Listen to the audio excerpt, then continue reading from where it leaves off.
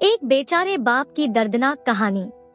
कोई घटना, कोई किस्सा या कोई कहानी कितनी दर्दनाक हो सकती है, इसे नापने का कोई मापदंड तो नहीं है।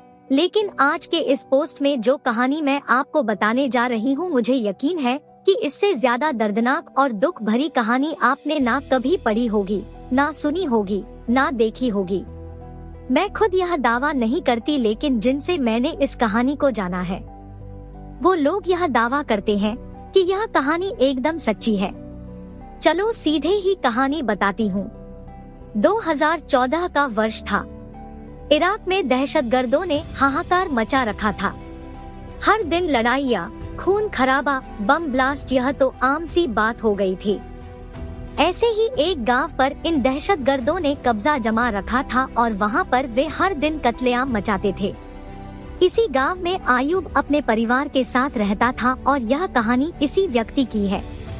आयूब ने अपनी जिंदगी के सबसे भयानक 2 दिन इस दहशती माहौल में देखे जो पहले उसने कभी अपनी जिंदगी में नहीं देखे थे। दहशतगर्द 2 द्वारा आयूब के इलाके में बॉम्ब फेंका गया। वह था उसकी जिंदगी का पहला सबसे खराब दिन और दूसरा दिन था इसी बम हमले की वजह से उसकी बीवी का इंतकाल होना। दहशतगर्दों ने गांव पर कब्जा जमा रखा था, इसलिए ना चाहते हुए भी अपने 2 जुड़वा बेटों के साथ 2 सालों तक आयूब को इसी गांव में रहना पड़ा। लेकिन अब दहशतगर्द और इराकी आर्मी वालों के बीच हर दिन की लड़ाइयों की वजह से वहां रहना और भी ज्यादा खतरनाक हो गया था। आयूब किसी तरह उस गांव से निकलकर अपना और अपने बच्चों का जीवन सुरक्षित बनाना चाहता था, लेकिन यह इतना आसान नहीं था क्योंकि दहशतगर्दों को हुक्म मिला था कि जो भी इस गांव से भागते हुए पकड़ा जाए उसे वहीं मार दिया जाए। आयूब जानता था कि भागते हुए शायद वह पकड़ा जा सकता है और मारा जा सकता है, लेकिन वह इस बात से भी वाकिफ था कि अगर वह यही रहा तो जरूर मारा जाएगा। उसे अपनी जान की कोई फिक्र नहीं थी, फिक्र थी तो बस उसके 2 जुड़वा बच्चों की जो अब उसके लिए दुनिया में सब कुछ थे। काफी सोच विचार और मनोमंथन के बाद आयूब ने एक योजना बनाई। आयूब ने एक दिन अपने दोस्त से बोलकर नींद की दवाइयाँ मंगा ली। उसने अपने बच्चों के दूध में नींद की दवाई मिलाकर रात को उन्हें दूध पिला दिया और उनके सोने का इंतजार करने लगा। उसका प्लान था कि रात के अंधेरे में चुपके से बिना आवाज किए इस गांव से निकलकर सीधा इराकी आर्मी तक पहुंचा जाए। इसलिए बच्चों का शांत रहना बहुत जरूरी था। बच्चों के सो जाने के बाद आयूब ने दोनों बच्चों को अपने कंधों पर लिया और चुपके से दबे पांव गांव से निकलने लगा। लेकिन बदनसीबी है कि उसका साथ छोड़ने का नाम नहीं ले रही थी।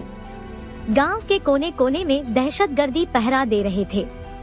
एक दहशतगर्दी ने आयूब की आहट सुन ली और उसकी दिशा में एक गोली चला दी। गोली सीधे एक बच्चे के पीठ को चीरते हुए आर पार हो गई और आयूब के कंधे पर जा लगी। बच्चे की वहीं पर मौत हो गई। लेकिन मजबूर आयूब अपना दुख मनाने के लिए रुक भी नहीं सकता था। वह किसी तरह बचते बचाते आगे बढ़ गया और दहशतगर्द की नजरों से ओझल हो गया। उसके धर्म के नियमों के अनुसार किसी भी व्यक्ति की मृत्यु हो जाती है तो उसे एक निश्चित समय के अंदर ही जमीन में दफनाना जरूरी होता है। अपने असहनीय दुख और रोती हुई आंखों के साथ आयूब ने अंधेरे में ही जमीन में गड्ढा खोदना चालू किया। जमीन रेतीली थी, इसलिए वह बड़ी आसानी से गड्ढा खोद पाया। अपने बच्चे को दफन किया और दूसरे बच्चे को लेकर फिर आगे बढ़ गया। थकान से बेहाल और दुख से बेजान आयूब आखिरकार इराकी आर्मी तक पहुंच गया। जो घटना उसके साथ हुई थी उसने उसकी आजाद होने की खुशी खत्म कर दी थी। आर्मी वालों ने जब उसे अपनी तरफ आते देखा तो उनमें से एक ने दौड़कर उसके कंधे से उसके दूसरे बच्चे को लिया। आयूब वहीं पर बैठ गया। आर्मी वालों ने उसे पीने के लिए पानी दिया।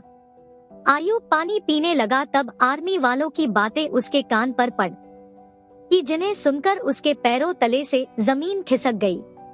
आर्मी वाले आपस में बात कर रहे थे, जरूर इस बच्चे के पीठ पर लगे घाव की वजह से इसकी मौत हुई होगी। हो सकता है किसी दहशतगर्द ने पीछे से गोली चलाई हो। उनकी बातें सुनकर आयु को रियलाइज हुआ कि उसने कितनी बड़ी गलती कर दी थी। उसने रात के अंधेरे में और अपने पहले बच्चे की मौत के गम में अपना सुध बुध खोकर अपने सोते हुए बच्चे को ही मरा समझकर उसे दफन कर दिया था। दोस्तों, यह कहानी सुनकर आपके मन में निराशा के भाव आ गए होंगे। ऐसा होना बड़ा ही सहज और स्वाभाविक है, लेकिन इतनी दर्द भरी इस कहानी से भी हम एक सीख ले सकते हैं। चाहे जो हो जाए, किसी भी कठिन से कठिन परिस्थिति में भी अपने आप को, अपने मन को निश्चल रखना बहुत जरूरी होता है। दोस्तों, ऐसी निराशाजनक कहानियां बताकर मेरा किसी को दुखी करने का इरादा बिल्कुल नहीं है, लेकिन ऐसी कहानियां ही हमें सिखाती है कि कैसे इस कठिन जीवन को हर परिस्थिति में जिया जाना चाहिए।